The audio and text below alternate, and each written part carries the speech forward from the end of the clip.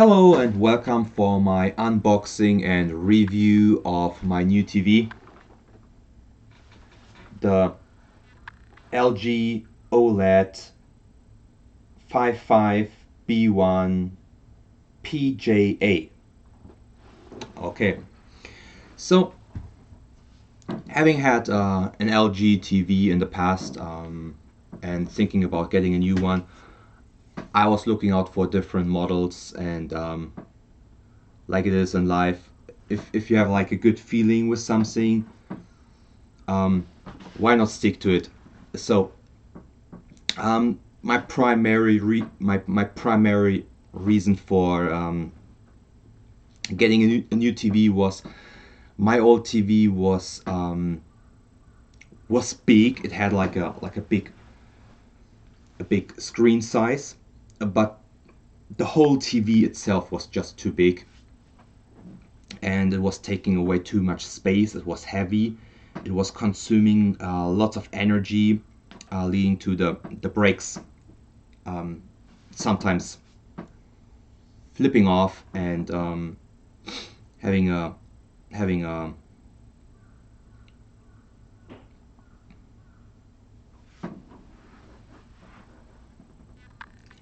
having an energy outage at home, and it was also showing some error messages that I could not get away. So I decided to get a new TV, and I settled on LG. So I think for what the TV offers to price, it has a nice ratio. It is a 55-inch 4K OLED TV with a refresh rate of up to 120 Hertz, which was important to me, looking at it as a potential future screen to play games on it. Currently I play my games on a different TV. I just play PS4 games primarily, but I'm thinking about adding a PS5. So yeah, I wanted a TV that is kind of like a nice match to that. And LG, not being a no-name brand, it's a Korean brand.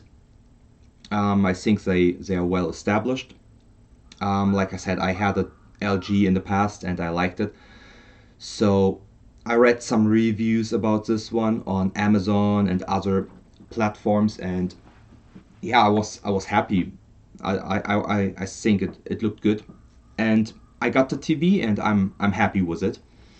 So without further ado, I'll show you some footage of me opening up the box and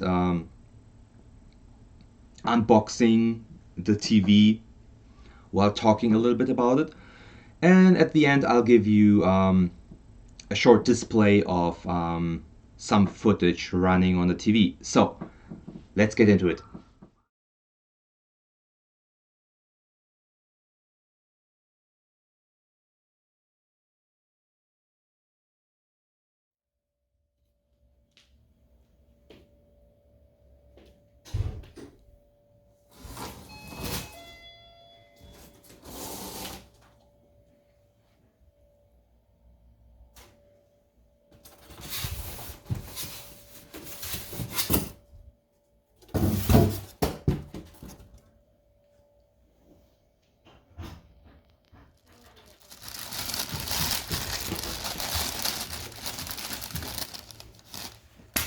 The box included the TV, a remote control, and instruction manuals, some screws to attach the screen to a mount. The cable, the power cord, came already pre-attached to the TV.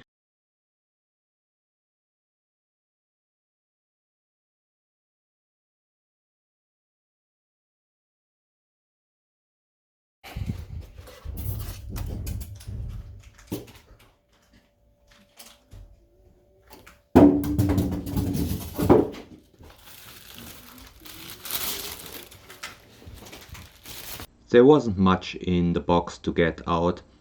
I was rather careful with the TV, trying to get it out of the box. The stand that was included, I unwrapped it but put it to the side as I didn't have use for it, planning to attach the TV to the mount that I bought separately along with the TV.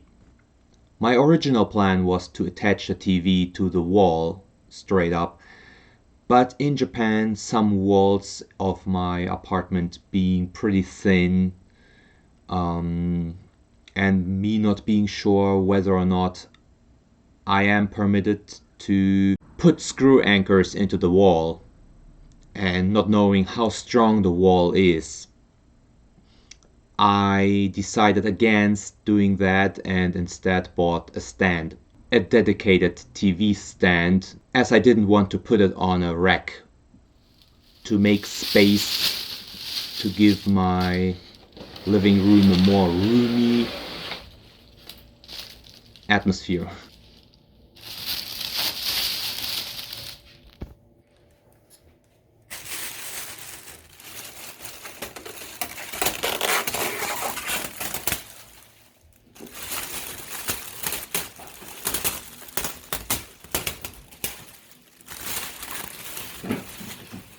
With an episode of One Piece running in the background, you can see the colors are very vibrant.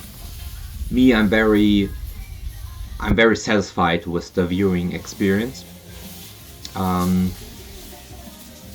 TV has built in some kind of software that accentuates